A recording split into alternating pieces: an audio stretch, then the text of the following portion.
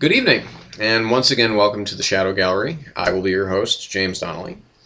And tonight, we're going to switch gears. We're going to talk film again.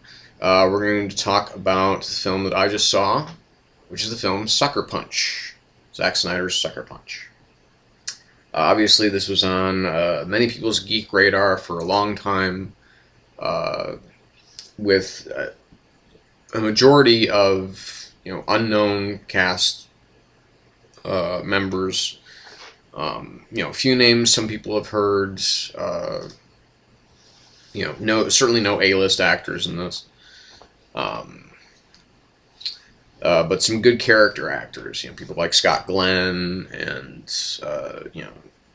while John Hamm is kind of he's more of a TV star, but he has barely what amounts to a cameo in this film. But Carla Gugino, who is one of the most beautiful women on the planet, and that's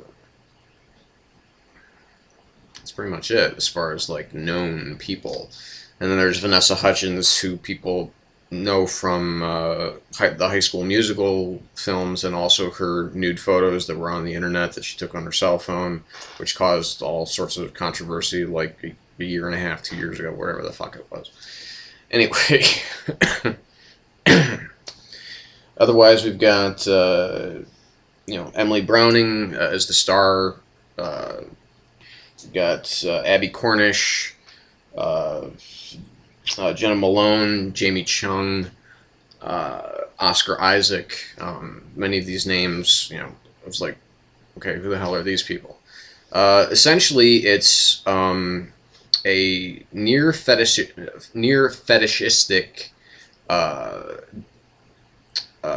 landscape of fantasy meeting almost mythological fantasy combining with modern and futuristic weapons warfare. Takes it's like there are elements of World War I, World War II, Vietnam, feudal Japan, futuristic other planets,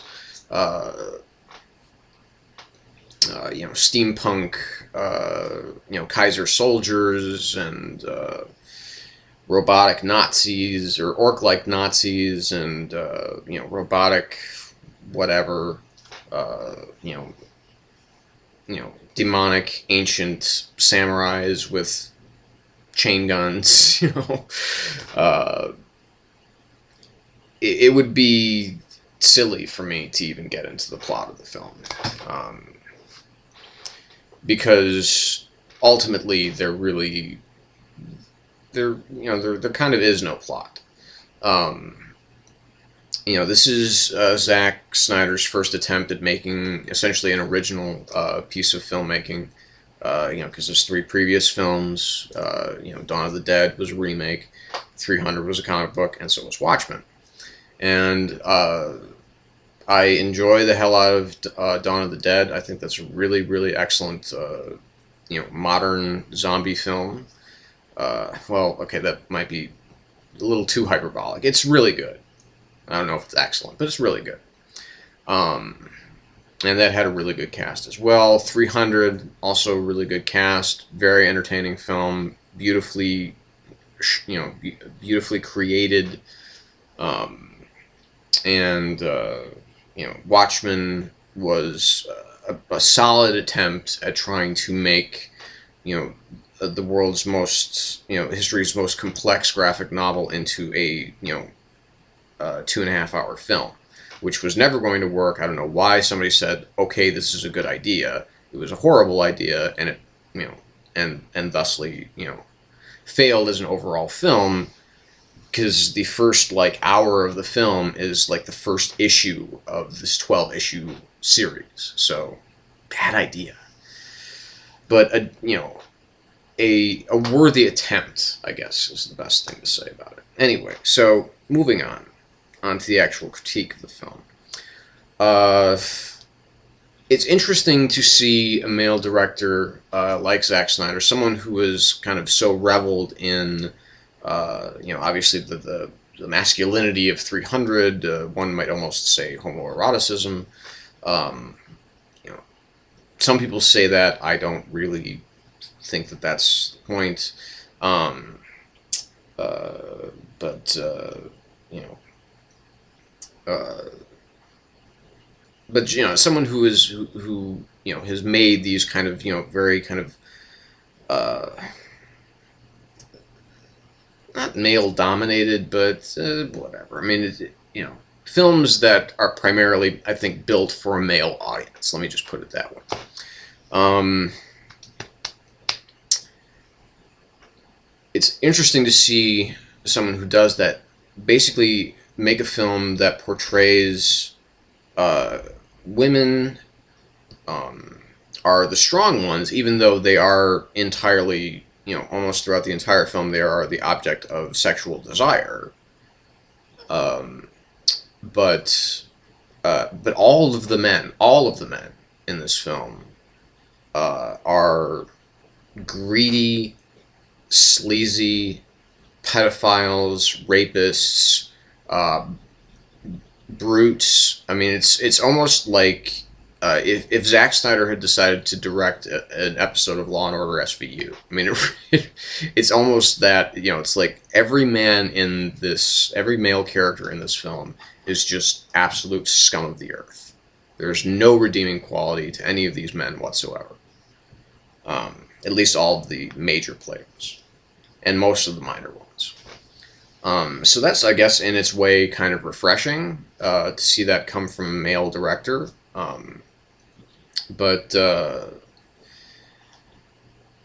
ultimately, everything that you've seen in the trailers is pretty much everything that you need to see about this film. In fact, one would go so far as to say the trailer is probably better than the entire film experience, because Zack Snyder's never been one to really build emotional cores within his characters, with the exception of Dawn of the Dead, but that, I think had a really good writing staff. James Gunn co-wrote that. I can't remember who else was involved in that, but I have to give, obviously Snyder is an incredibly visual filmmaker, and he does some beautiful work in this film. Constructing scenes, constructing the palette of the color schemes, constructing the what you see on screen. It's just that there is no heart to this film whatsoever. It seems like it's trying to tell a story about female empowerment, but ultimately it doesn't. It's men still kind of come to the rescue or come to the aid of these women. So it almost invalidates that argument. The film is pure eye candy. It's some people I've even heard ascribe it to films like Tron Legacy, which most people I think view as eye candy. I don't. I think there's I think there really is a really powerful emotional core at the center of that film, and at the center of most of the performances. And I think it's well written. The dialogue here is not like laughably bad, but it's not good. It's eminently watchable if you just. It's basically it's the kind of film where you fast forward to the combat scenes, and that's it. There's no real attachments that you can find to any of the characters. And so, I mean, it's very empty, which I kind of thought coming in, but I was hoping that maybe it would turn out to be a little bit different. But all in all, this is maybe 4 out of 10, and that's that's entirely because of the visuals. So I'm really quite frightened about about Snyder's take on Superman, but we'll see, because he's got a good cast, so that will turn in his favor. So anyway, like it, dislike it, comment, let me know what you think. We'll be back some more with comics later on in the week. Take